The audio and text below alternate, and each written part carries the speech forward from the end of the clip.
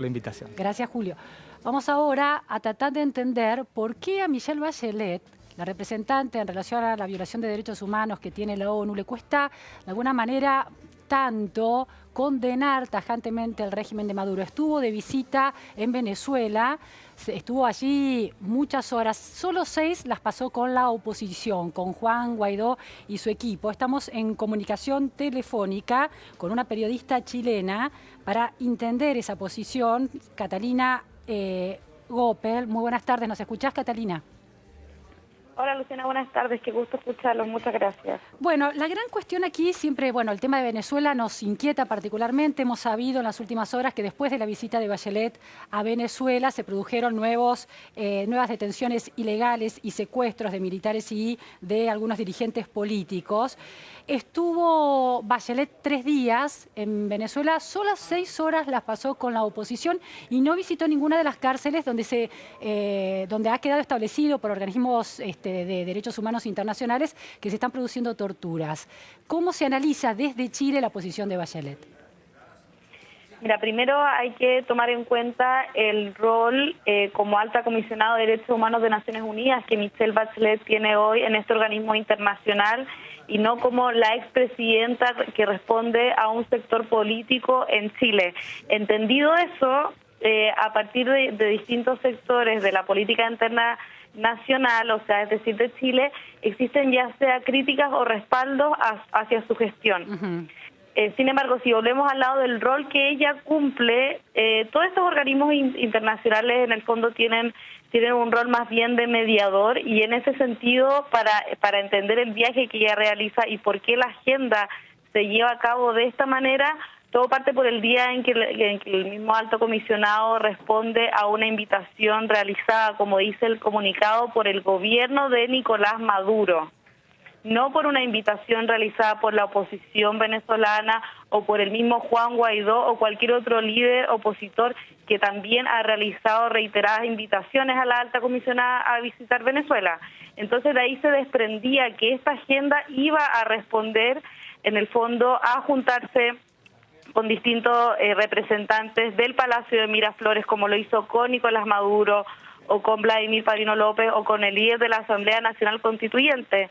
Ahora, Catalina, Cuéntame. tengo un par de preguntas. Está señalando que había sido invitada también por la oposición o por el gobierno encargado, tal como se declara, Juan Guaidó. ¿No aceptó esas invitaciones? No, lo que ella hizo fue no responder a esa invitación, sino que atendió a una invitación realizada por el propio Nicolás Maduro, que es lo que sale en el comunicado de las Naciones Unidas. Claro, por eso digo, ¿eso no implica ya un sesgo, que es lo que se le puede estar reprochando a Bachelet, en el sentido de que no reconoce el gobierno de Guaidó como legítimo?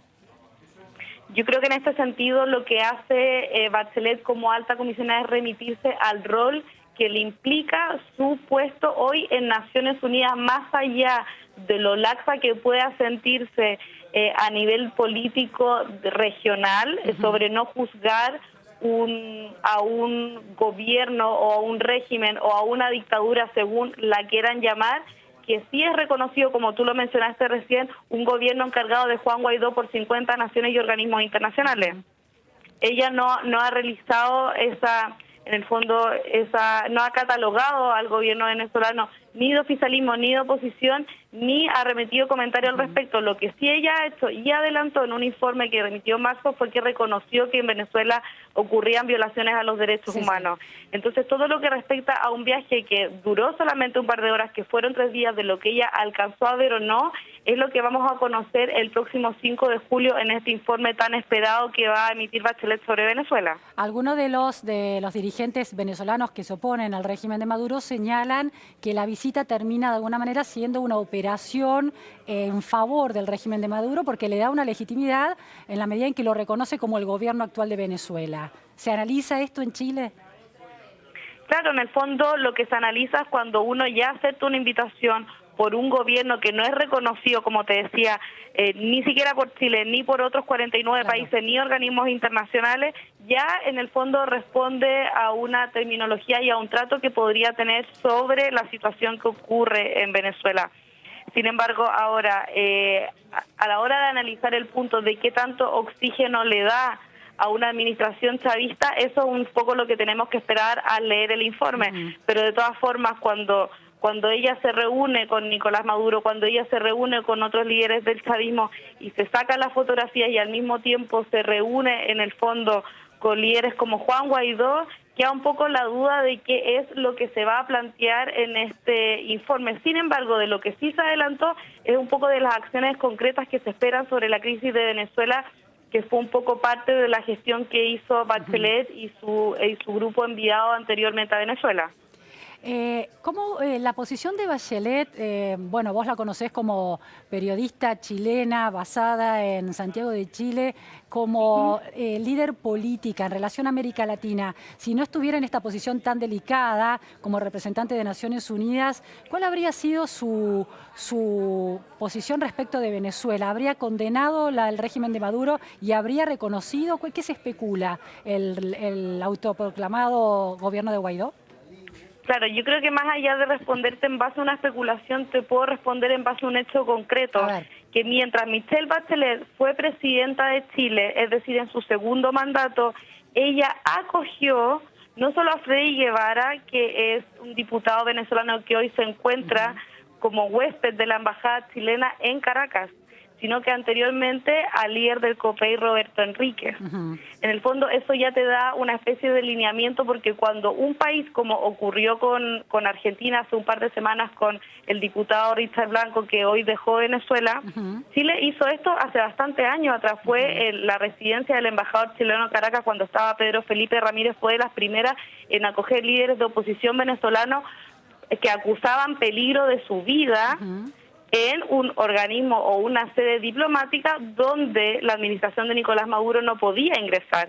Y eso lo hizo Chile bajo el gobierno de Michelle Bachelet, con la Cancillería del señor Muñoz, y no por primera vez con el gobierno de Sebastián Piñera, que ya tildó a Nicolás Maduro de dictador y que ya reconoció a Juan Guaidó como un líder, en el fondo, presidente encargado de Venezuela. Catalina, en el debate político en Chile, ¿este es un asunto, el modo en que Michelle Bachelet se posiciona respecto de Venezuela, es un asunto que genera división en la opinión pública?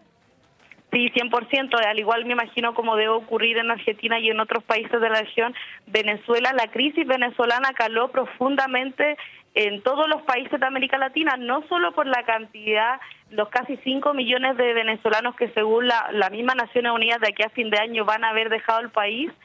Por primera vez en Chile el número de venezolanos ya está superando al número de haitianos que han llegado a Chile.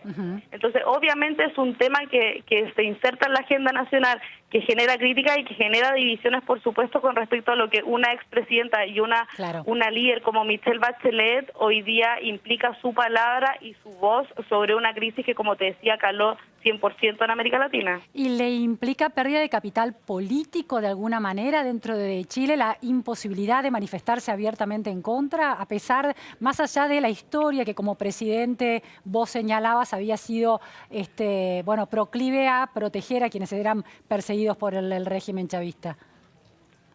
Yo creo que hoy para una mujer como Michelle Bachelet, un poco mirando su historial de carrera, es difícil decir que pierde o gana capital político por este tipo de cosas, respondiendo al rol que ella juega hoy.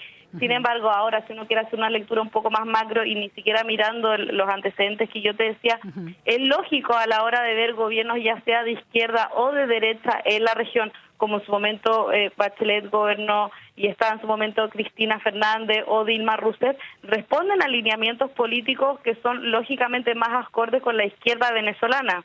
Ahora, recordemos que cuando hablamos de la crisis de Venezuela, son muchos los líderes en los que dice que hoy no es lo que prima la política, sino la debacle de un país cuya crisis ya ha sido calificada de carácter humanitario.